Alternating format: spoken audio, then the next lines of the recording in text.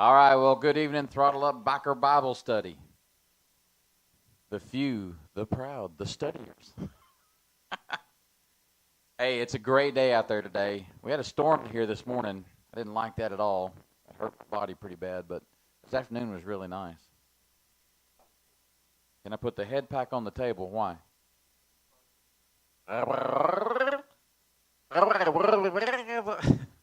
Back in the numbers, right? Numbers 23, I think it is, we're doing tonight. 24. Anyway, a lot of stuff coming up, a lot of stuff going on. Let me get this out of the way before we get started. Saturday, this coming Saturday, which is July 8th, is that right? Yeah, July 8th. At 9:30, we're going to meet here, and we're going to take a ride. And let me turn this off because it's already started. We're going to take a ride out through Crossville into Sparta, and then down to Dunlap. Going to have lunch down there in Dunlap, then back through Dayton, back home. So it's 179 miles, somewhere along in there. It's going to take us most of the day. We'll leave here at 10 o'clock, be back by 4. Rain is not supposed to start till 5. But if you're riding, I'd still bring your rain gear with you just in case. It's going to be fun for those of you that get to come. And if you don't get to come, I'm sorry. You'll miss the fun. Then we got another one coming up in August. Don't forget about that one. That's August 19th. We're making the ride for the food pantry. I just want to get that out before we get too far into this because I will get lost as we get further and further into this. So as we get back into the book of Numbers, what is it that we're doing? Who are we following here?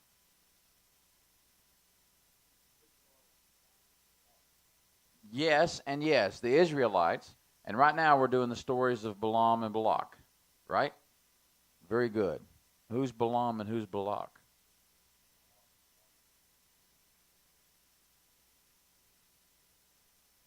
Correct. Those are the right answers. Yeah, he's the king of Moab, right? So what is Balaam? You remember the terms? He's a seer, right? Or we call him a diviner, right? And Balak called Balaam to curse Israelites. Has he done it yet? No. Now, we're going to cover all those things here in just a second. But so it sounds like Balaam's not doing too bad of a job, right? Yeah, except the rest of the Bible tells you the rest of the story about him. He doesn't stay. Say that again, Jamie. The donkey's not going to save him this time. We'll get back into that again, too. Well, my phone just went away from me, but I'll get it back. There it is. Okay. No. No, she'll get mad. I'm going to put you guys on hold for just a few minutes. I got to go check on Mom. She just woke up.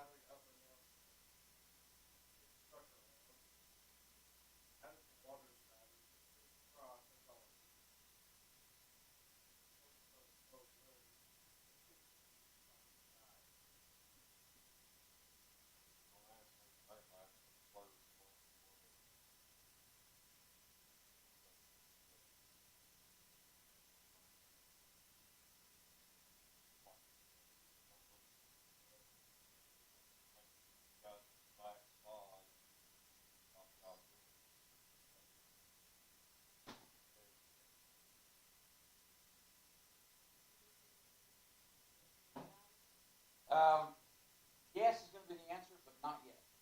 There's a lot of things I have to do before we get.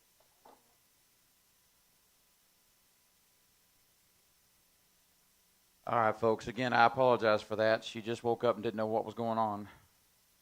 Now she's setting up, so hopefully she'll leave us alone. Anyway, so we're talking about Balaam and Balak, and we talked about Balaam as the seer, Balak is the king of Moab, right? And we're going to go through some verses here to kind of remind us of what was going on, right? But first, I'm going to start with just where we are. Numbers 24, verse 1. And this will be interesting as I go back and forth. I can't see, so. It says, when Balaam saw that it pleased the Lord to bless Israel, he did not go, as at other times, to look for omens, but has set his face toward the wilderness. Now, what omens is he talking about? What is it that Balaam was doing, right?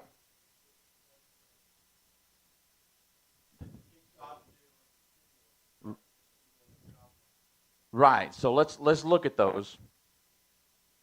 Good Lord, I cannot see. Help me, please. Y'all have to be patient with me tonight because this is just not working out the way I thought it would. So back in Numbers 22, verses 4 through 6. 22, 4 through 6. This is what it says.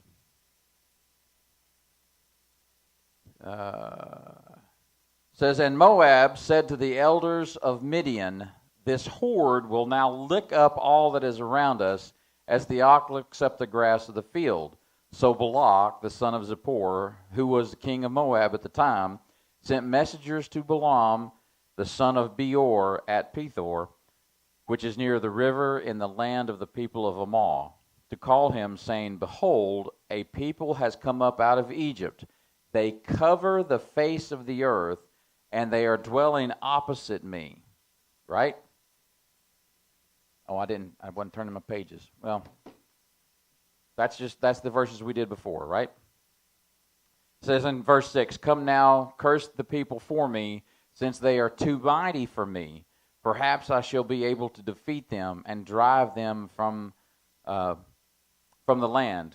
For I know that he whom you bless is blessed, and he whom you curse is cursed. Now, we've heard that verse before as well, right?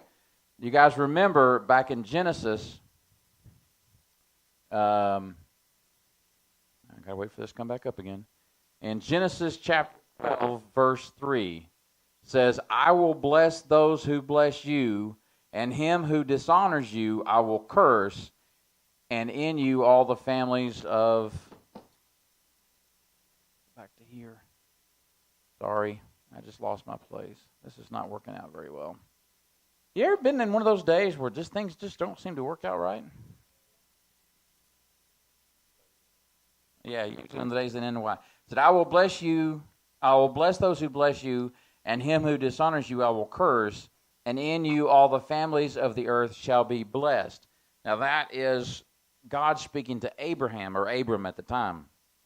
He hadn't had his name, God hadn't changed his name yet. So Balak is telling Balaam, I know that you have this ability, right? And he said in that verse that if you come and bless them, they'll be blessed. But if you come and curse them for me, they will be cursed. That's where I was trying to get to with all that, right? Well, that would be fine, but did he actually do that? So let's look at Numbers 22, verse 18. I think that's the one I was trying to read a second ago. 22:18 says this, but Balaam answered and said to the servants of Balak, though Balak were to give me his house full of silver and gold, I could not go beyond the commandment of the Lord my God to do less or more. So Balak had called him and sent his messengers up to where he was to come and curse the Israelites. Why? Because the Israelites were spread out and covered the face of the earth as far as he could see. Right? We're talking 2.5, 3 million, minus the 250,000 that just got swallowed by the earth or killed by the plague, right? So, and by the way, the plague is still going on. We'll get to the end of that in the next chapter. All right, so Balak does get Balaam to come down to his place, right? And the next one I want to get to is chapter 23, verse 7 through 10. So you want to read, you want to write, you want to control this? It's going to go back and forth quite a bit, but those are the verses. So 23, 7 through 10 says, And Balaam took up his discourse and said, From Aram Balak has brought me, the king of Moab, from the eastern mountains. Come, curse Jacob, right, that's Israelites, for me, and come, denounce Israel. How can I curse whom God has not cursed? How can I denounce who the Lord has not denounced? For from the top of the crags I see him, from the hills I behold him. Behold, a people dwelling alone and not counting itself among the nations. Who can count the dust of Jacob and number the fourth part of Israel? Let me die the death of the upright, and let me end like this. Now, that is Balaam's response to Balak saying, come and curse them. That's the first oracle, right? So then the second oracle then is in 23:18 through 24. However, before we get to there, let's look at 23:13. Sorry if I'm jumping around too much for you.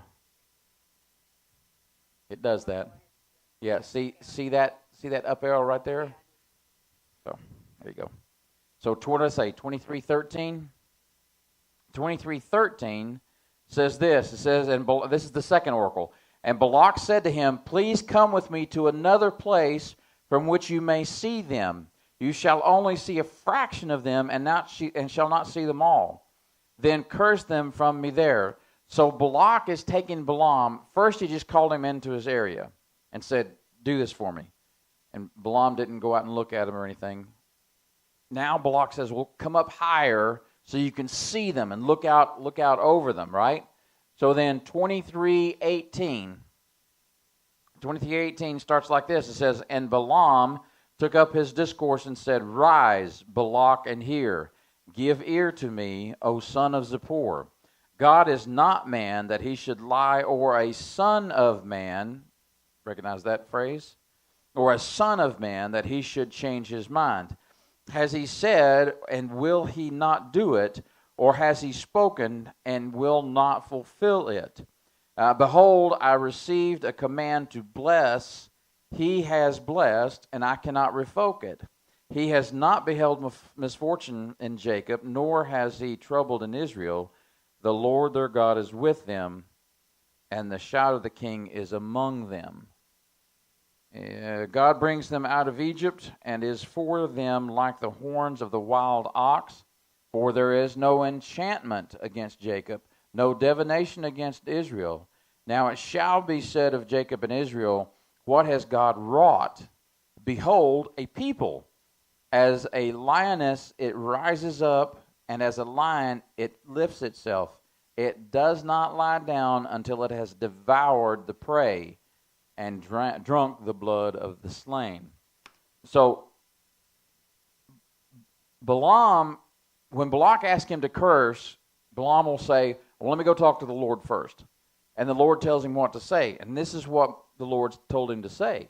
So that's twice now that he's been asked to curse Israel from Balak.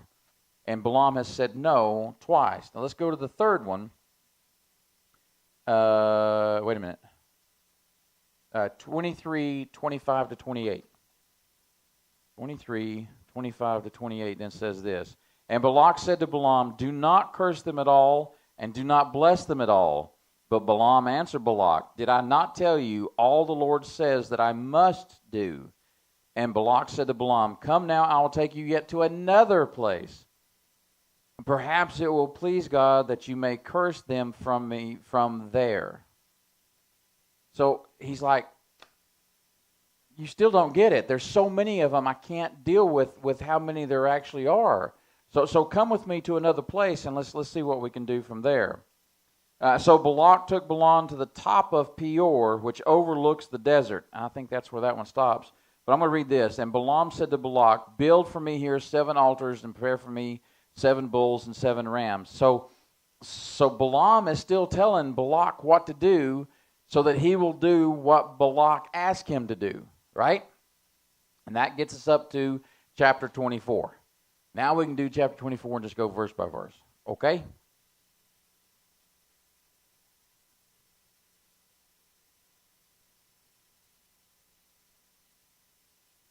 I trust you. Oh. Where did 24 go? Well, give me here. Let me have it real quick, and I'll add it. I apologize. I thought I had it in there. Here it is, right here at the very top. Oh, okay. Well, no, because that's what I started with. Remember, I did the first verse of 24, and then I went back to Genesis. So I said earlier, 24:1, when Balaam saw that it pleased the Lord to bless Israel, he did not go as at other times to look for omens, but set his face toward the wilderness. So he didn't go and ask the Lord anything. He just stood there and looked out over the wilderness, over the Israelites, 2.5, 3 million people, right? Setting up camp in the shape of a cross, right? Like we've talked about before. Then verse 2 says, and Balaam lifted up his eyes and saw Israel camping tribe by tribe, and the Spirit of God came upon him, and he took up his discourse and said, so this is the response to the third time that Balak has asked him. It says, the oracle of Balaam, the son of Beor, the oracle of man whose eye is opened, the oracle of him who hears the words of God, who sees the vision of the Almighty falling down with his eyes uncovered.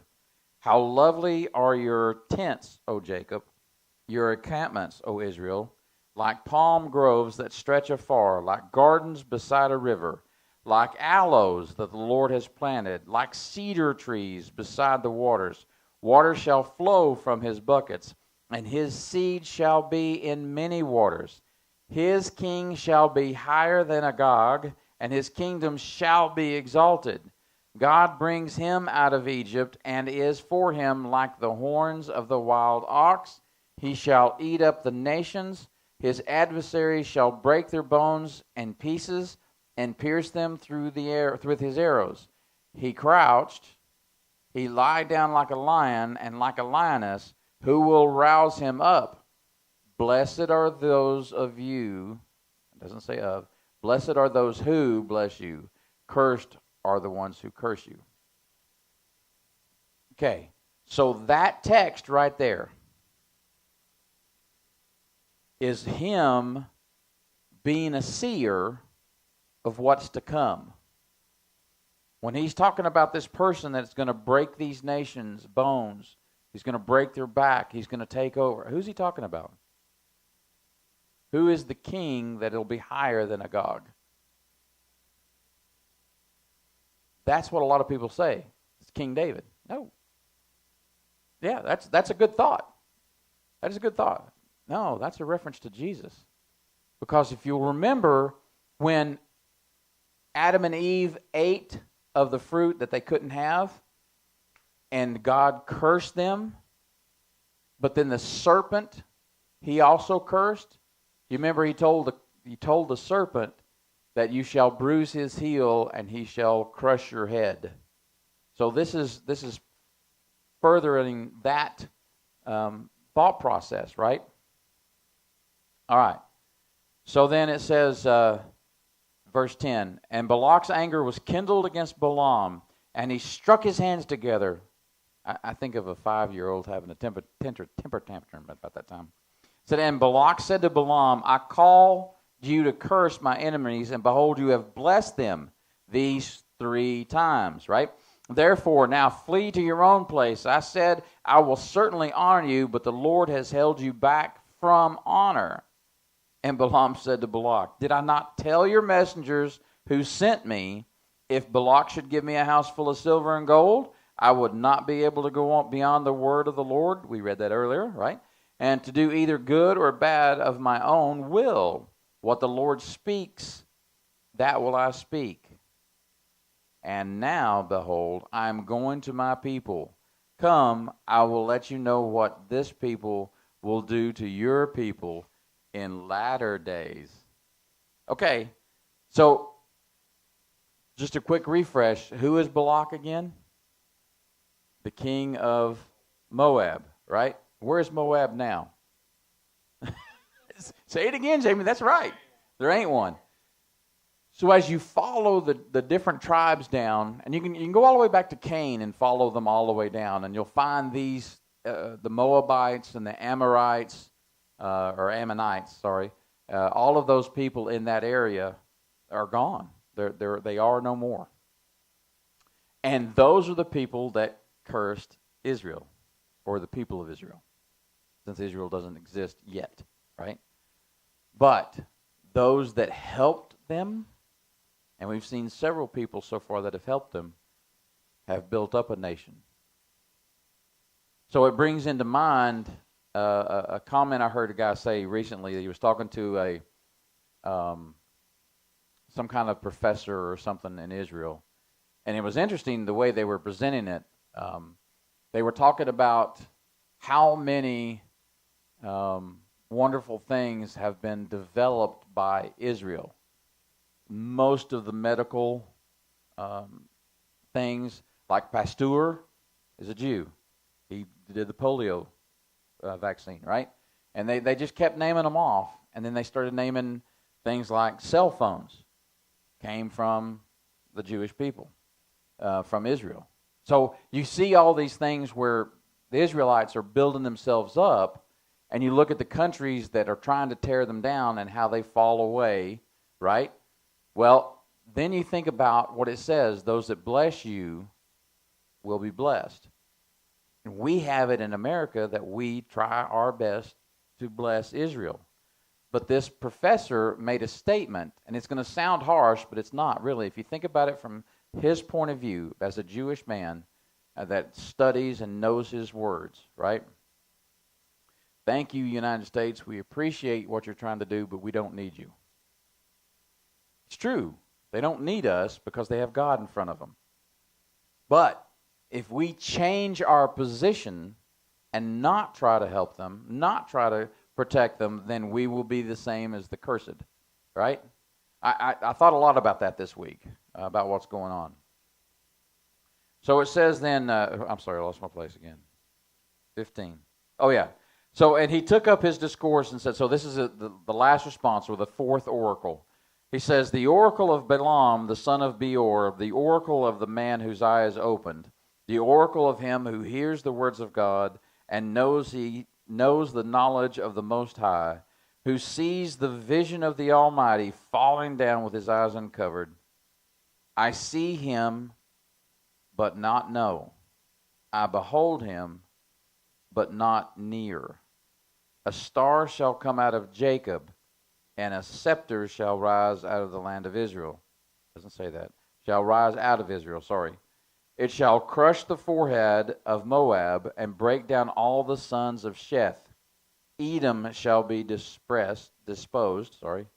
Seir is also his enemies, shall be disposed. Israel is doing, does that say valiantly? Okay. And one from Jacob shall exercise dominion and destroy survivor cities. Now, I said it a minute ago, but I'll ask you again. Who is he prophesying about? Why do you say that? Because he's from the line of Jacob. He's from the land of Israel. His scepter, the king, in those days, to show you were the ruler, you carried a scepter with you. The scepter was the ownership, or the kingdom control symbol. The talking stick. All right? So those things are definitely about Jesus. Then verse 20 says this, then he looked at Amalek and took up his discourse and said, Amalek was the first among the nations, but its end is utter destruction. Remember I asked you, where's the Moabites now? They don't exist? There you go. And as he looked on the Kenites, and he took up his discourse and said, enduring is your dwelling place, and your nest is set in the rock. Nevertheless, Cain shall be burned when Ashur takes your captive. And he took up his discourse and said, alas, who shall live when God does this? But ships shall come from Kittim, and shall afflict Ashur and Eber, and he too shall come to utter destruction. Then Balaam rose and went back to his place, and Balak also went on his way.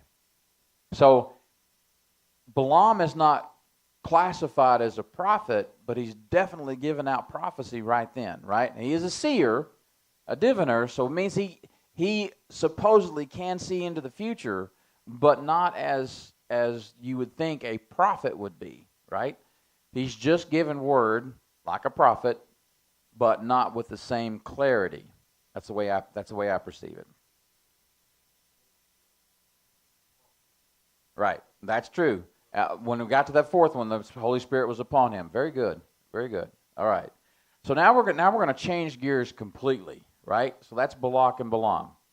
Now we're going to tread water into a very unholy and very bad thing, right? 25 verse 1 says, while Israel lived in Shittim, the people began to whore with the daughters of Moab. Wait a minute. What are we talking about here? You got to remember, Moab is a pagan place, and they have all kinds of temples and bad stuff going on. Now remember, in the book of Acts, we were talking about Corinth and Ephesus and their different temples. And at Ephesus was the temple of, come on, Fred, it's Diane or Artemis. I couldn't get Artemis. I need to explain something that happened Sunday after church. I've always told you guys, I'm just a man. I make mistakes. I made a mistake Sunday. I said that the temple of Artemis is the same thing as the temple of Diane, which is true. And I said one's a Greek name, and I said the other one's a Jewish name. No, it's not a Jewish name. It's a Roman name. Diane is a Roman goddess. And our brother Mark pointed that out to me. He said, you slipped up and said it was a Jewish god. It's not. So I apologize, but thank you, Mark. You're not here. I'll say it again Sunday. But if you guys see that I do something like that, tell me. Just tell me. Because I made a mistake. That's all. It happens. All right. So now these invited the people to the sacrifices of their gods, and the people ate and bowed down to their gods. So Israel yoked itself to Baal of Peor. Now Baal is a god of the pagan area that becomes so spread out across all of the land that there are places still today that bow down to Baal. When we get to the time of Christ and we talk about people that go out to the valley of the son of Hinnom where they burn the trash and they burn their children in honor of Baal. That's the same God. So just know that he's around for a long time as far as these people are concerned. And the anger of the Lord was kindled against Israel. And the Lord said to Moses, take all the chiefs of the people and hang them in the sun before the Lord, that the fierce anger of the Lord may turn away from Israel. And Moses said to the judges of Israel, and we'll get to more about the judges in a couple more books, right? Each of you kill those of his men who have yoked themselves to Baal of Peor. And behold, one of the people of Israel came and brought a Midianite woman to his family in the sight of Moses and in the sight of the whole congregation of the people of Israel, while they were weeping in the entrance of the tent of meeting. These Midianite people are not allowed to be associated with the Israelites. They are not allowed to be at the tent of meeting. They're not allowed to be in the encampments around it because of what they had done in the past. So here's this one joker that goes and gets himself a Midianite woman. One of the things about these temples, like I said last week about the temple of Diane, is the priestesses are prostitutes. So this person that he brought back, and he brought her right down Main Street into his tent. Now, his tent is his personal private property, right? Nobody's supposed to be able to go in there and mess with his stuff, right? Wrong, because he's in the wrong in the eyes of God. Watch what it says. It says, when Phinehas, the son of Eleazar, son of Aaron, the priest, saw it, he rose and left the congregation and took a spear in his hand and went after the man of Israel into the chamber and pierced both of them. And I think New King James says it's something like the inner chamber. So it's behind the curtain. So it's their bedroom, right? It says, the man of Israel and the woman through her belly. Thus, the plague of the people of Israel was stopped.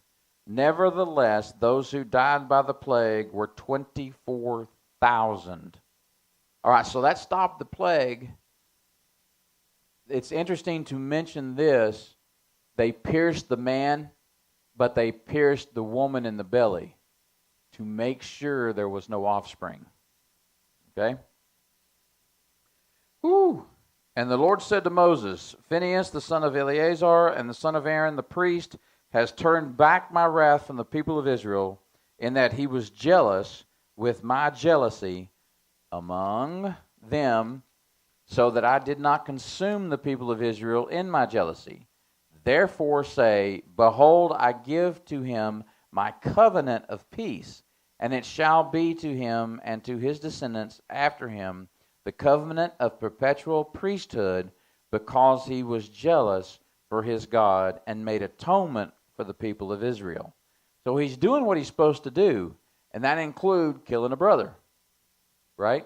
Now, it doesn't tell us what tribe this guy was from, I don't believe. I don't think I read that. It just says that the one of the people of Israel. It doesn't say the man's tribe. The name of the slain man of Israel who was killed with a Midianite woman was Zimri, the son of Zulu, chief of the father's house belonging to the Simeonites. Right? So now we know he was of Simeon descent. So remember how it goes, right? It's the first one is Reuben. Say it. There you go, sandwich. And then Simeon, right? So that's the second child. Third being Levi. And then all the way down, right? And the name of the Midianite woman who was killed was Cosbi.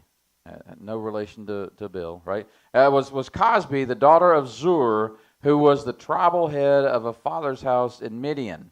And the Lord spoke to Moses, saying, harass the Midianites and strike them down, for they have harassed you with their wiles, with which they beguiled you in the matter of Peor, and in the matter of Cosbi, the daughter of the chief of Midian, their sister, who was killed on the day of the plague on account of Peor. Right? It completely changed, like I say, we were seeing how Balak was trying to curse the people of Israel, and instead, the curse itself was held up by an Israelite man, by bringing a Midianite woman in. But the offspring of the Levi tribe killed him and her, took God's wrath away. Come on in. Hey. Okay. Good to see you. Anyway. So, yes, sir. Oh, just waving by? Okay. Not much in that chapter, but it was pretty powerful. Yes? Now, if you would go back and study history and say, this is what will happen. And sure enough, all of those things that he...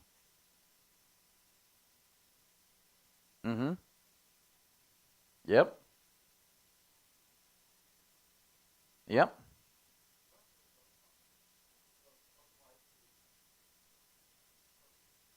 That's why I love the conversation with people that'll say, I'm not good enough to go to church. Oh, really?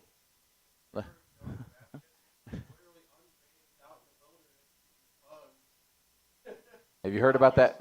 Have you heard about that womanizer that God made the second king of Israel? King David. David, yeah, yeah, true. Another one, yeah, Solomon as well. But David looked on the rooftop and saw the woman bathing and wanted her for himself, even though she was married. So what does he do? He commands that the husband in the armed forces go to the front line. Just bad, bonehead moves, right? And we go on from there, and you look at people that the religious ones would think are not good enough. Rahab, the prostitute that hid the two spies, right? So that was not a godly woman, but God used her in a huge way. And we can just keep going, right?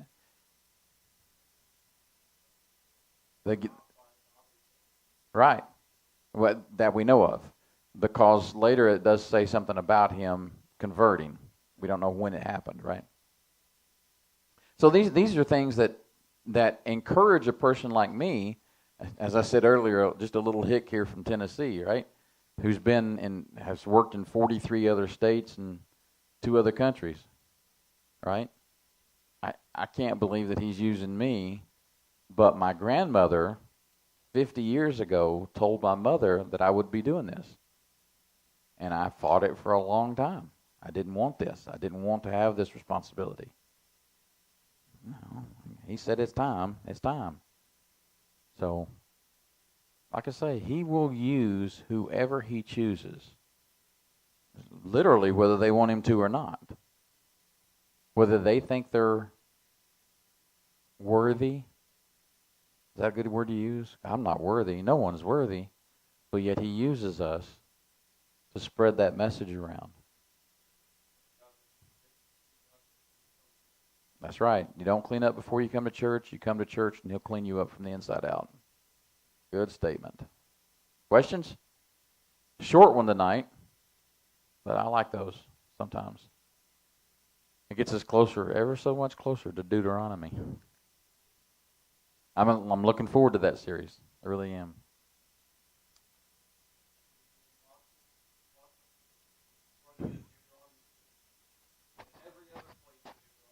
Yeah, yeah, and we could even find.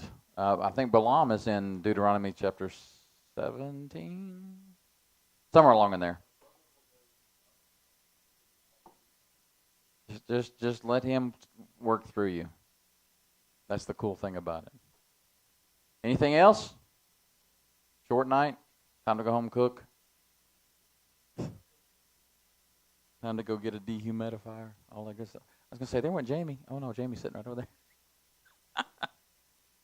Anyway. All right, we'll go ahead and turn off the camera now and do our personal and private prayer request. Don't forget, Saturday is the ride. Meet here at 9:30. We leave at 10 a.m. And then Sunday, 11 a.m., we have Acts. I've forgotten what chapter, but I think it's 19. We'll be into that. That's going to be fun. And then Sunday afternoon, 4 p.m., be in prayer for that. That is our Recovery Beginnings class, our Celebrate Recovery version. And they're having some things come up in there that we need to keep in prayer over them so that they keep moving forward. All right? All right. Then we'll see you guys